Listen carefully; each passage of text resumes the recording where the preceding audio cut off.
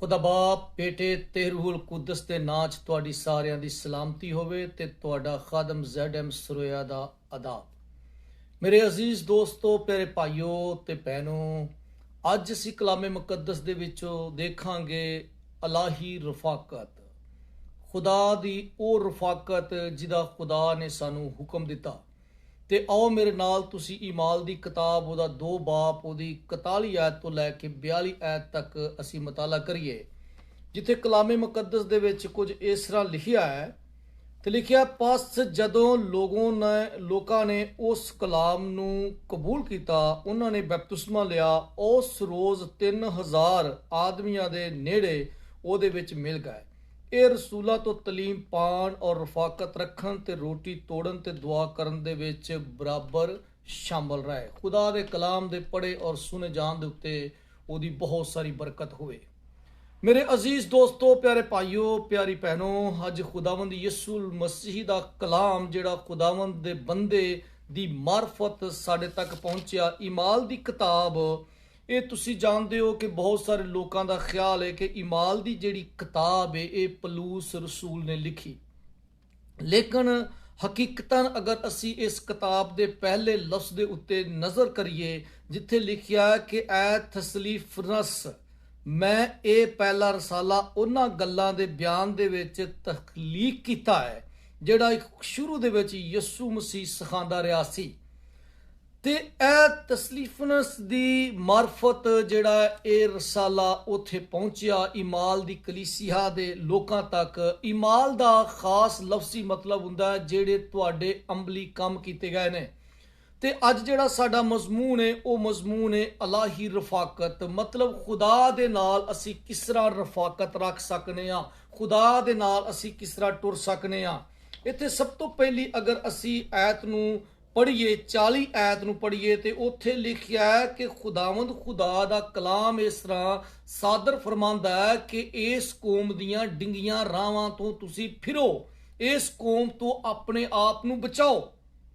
ਮੇਰੇ ਅਜ਼ੀਜ਼ੋ, ਫਿਰ ਅਸੀਂ ਅਗਰ ਦੂਸਰੇ ਬਾਪ ਦੀ ਉਹਦੀ 41 ਤੇ 42 ਐਤ ਦੇ ਉੱਤੇ ਅਸੀਂ ਨਜ਼ਰ ਕਰੀਏ ਤੇ ਕਲਾਮ ਜਿਹੜਾ ਹੈ ਉਹ ਕੀ ਆਖਦਾ ਹੈ। ਕਲਾਮੇ ਮੁਕੱਦਸ ਦੇ ਵਿੱਚ ਬੜੇ ਵਾਜ਼ਿਆ ਤੌਰ ਤੇ ਲਿਖਿਆ ਹੈ ਕਿ ਪਸ ਜਿਨ੍ਹਾਂ ਲੋਕਾਂ ਨੇ ਖੁਦਾ ਦਾ ਕਲਾਮ ਕਬੂਲ ਕੀਤਾ ਉਹਨਾਂ ਨੇ ਬਪਤਿਸਮਾ ਲਿਆ।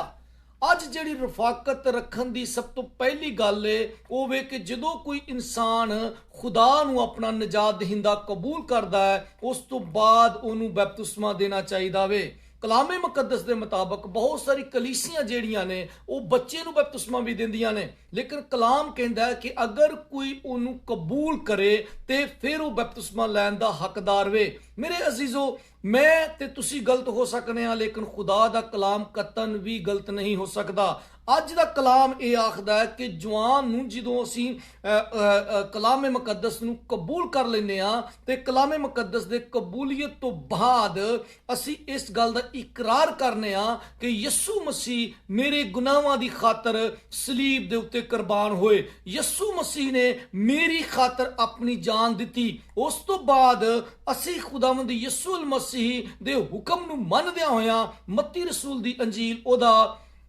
ਅਗਰ ਅਸੀਂ 28 ਬਾਬ ਪੜ੍ਹੀਏ, ਉਹਦੀ 20 ਐਤ ਤੋਂ ਔਰ 19 ਐਤ ਨੂੰ ਜਦੋਂ ਅਸੀਂ ਉਹਦਾ ਮਤਾਲਾ ਕਰੀਏ ਤੇ ਯਿਸੂ ਮਸੀਹ ਨੇ ਆਪਣੇ ਸ਼ਾਗਿਰਦਾਂ ਨੂੰ ਹੁਕਮ ਦਿੱਤਾ ਔਰ ਉਹਨਾਂ ਨੂੰ ਆਖਿਆ ਕਿ ਤੁਸੀਂ ਜਾਓ, ਜਾ ਕੇ ਅੰਜੀਲ ਦੀ ਮਨਾਦੀ ਕਰੋ ਤੇ ਜਿਹੜੇ ਲੋਕ ਮੇਰੇ ਕਲਾਮ ਨੂੰ ਕਬੂਲ ਕਰਨਗੇ ਉਹਨਾਂ ਨੂੰ ਬਾਪ, ਬੇਟੇ ਤੇ ਰੂਹੁਲ ਕੁਦਸ ਦੇ ਨਾਂ ਤੇ ਬਪਤਿਸਮਾ ਦੇਣਾ। ਤੇ ਗੱਲ ਅਸੀਂ ਰਫਾਕਤ ਦੀ ਕਰਨ ਡਏ ਆ। ਜਦੋਂ ਅਸੀਂ ਬਪਤਿਸਮਾ ਲੈ ਲੈਂਦੇ ਆ, ਬਪਤਿਸਮੇ ਤੋਂ ਬਾਅਦ ਸਾਡੀ ਕੀ ਜ਼ਿੰਮੇਵਾਰੀ ਬਣਦੀ ਏ? ਉਹ ਜ਼ਿੰਮੇਵਾਰੀ ਕੁਝ ਇਸ ਤਰ੍ਹਾਂ ਹੈ। ਨੰਬਰ 1 ਦੇ ਤੇ ਲਿਖਿਆ, ਇਹ ਰਸੂਲਾਂ ਤੋਂ ਤਾਲੀਮ ਪਾਣ।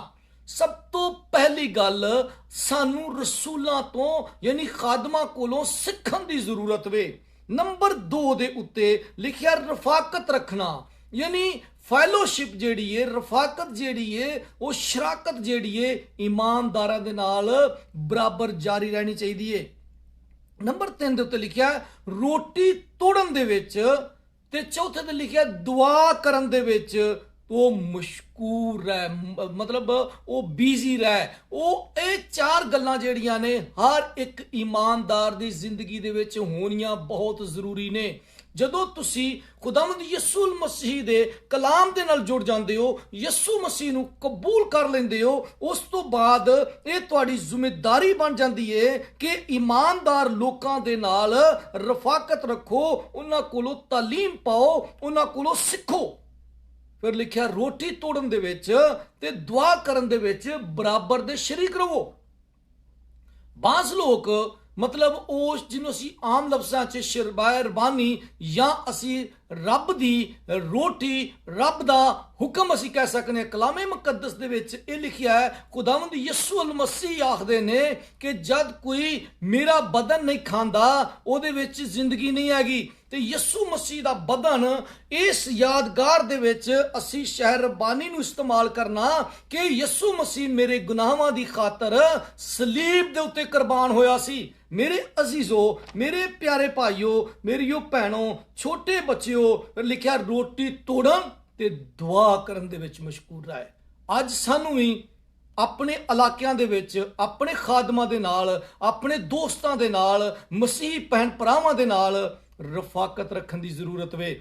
ਅਗਰ ਅਸੀਂ ਰਫਾਕਤ ਨਹੀਂ ਰੱਖਦੇ ਤਾਂ ਉਹਦਾ ਨੁਕਸਾਨ ਕੀ ਹੁੰਦਾ ਹੈ ਕਿ ਸ਼ੈਤਾਨ ਸਾਡੇ ਉੱਤੇ ਆ ਕੇ ਸਾਡੇ ਤੇ ਅਟੈਕ ਕਰਦਾ ਹੈ ਔਰ ਸਾਡੀਆਂ ਜ਼ਿੰਦਗੀਆਂ ਨੂੰ ਉਹ ਖੋਖਲਾ ਬਣਾ ਦਿੰਦਾ ਵੇ।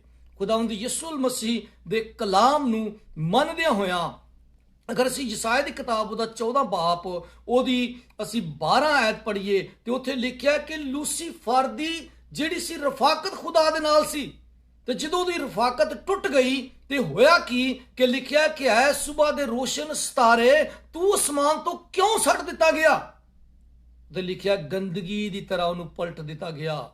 ਔਰ ਜਦੋਂ ਅਸੀਂ ਖੁਦਾ ਦੇ ਨਾਲ ਰਫਾਕਤ ਨਹੀਂ ਰੱਖਦੇ ਤੇ ਫਿਰ ਖੁਦਾ ਸਾਨੂੰ ਵੀ ਉਸੇ ਤਰ੍ਹਾਂ ਸੱਟ ਦਿੰਦਾ ਹੈ। ਜਦੋਂ ਅਸੀਂ ਪੈਦਾਇਸ਼ ਦੀ ਕਿਤਾਬ ਨੂੰ ਪੜ੍ਹੀਏ 3 ਬਾਬ ਉਹਦੀ 8 ਆਇਤ 'ਚ, ਤੇ ਜਦ ਤੱਕ ਖੁਦਾ ਦੀ ਆਦਮ ਦੇ ਨਾਲ ਰਫਾਕਤ ਔਰ ਸ਼ਰਾਕਤ ਸੀ ਤੇ ਆਦਮ ਟੁੱਟਿਆ ਨਹੀਂ ਸੀ, ਆਦਮ ਡਿੱਗਿਆ ਨਹੀਂ ਸੀ। ਲਿਖਿਆ ਕਿ ਖੁਦਾ ਆਦਮ ਦੇ ਨਾਲ ਠੰਡੇ ਵਕਤ ਆ ਕੇ ਗੱਲਾਂ ਕਰਦਾ ਸੀ। ਤੇ ਮੁਬਾਰਕ ਉਹ ਲੋਕ ਨੇ ਜਿਹੜੇ ਰਾਤ ਦੇ ਪਹਿਰਾਂ ਦੇ ਉੱਤੇ ਉੱਠ ਕੇ ਖੁਦਾ ਦੇ ਨਾਲ ਗੱਲਾਂ ਕਰਦੇ ਨੇ। ਅਸੀਂ ਕਜ਼ਾਤ ਦੀ ਕਿਤਾਬ 15 ਬਾਬ ਉਹਦੀ 16 ਆਇਤ ਪੜ੍ਹੀਏ ਕਿ ਸਮਸੂਨ ਦੀ ਰਫਾਕਤ ਖੁਦਾ ਦੇ ਨਾਲ ਕਿਸ ਤਰੀਕੇ ਸੀ।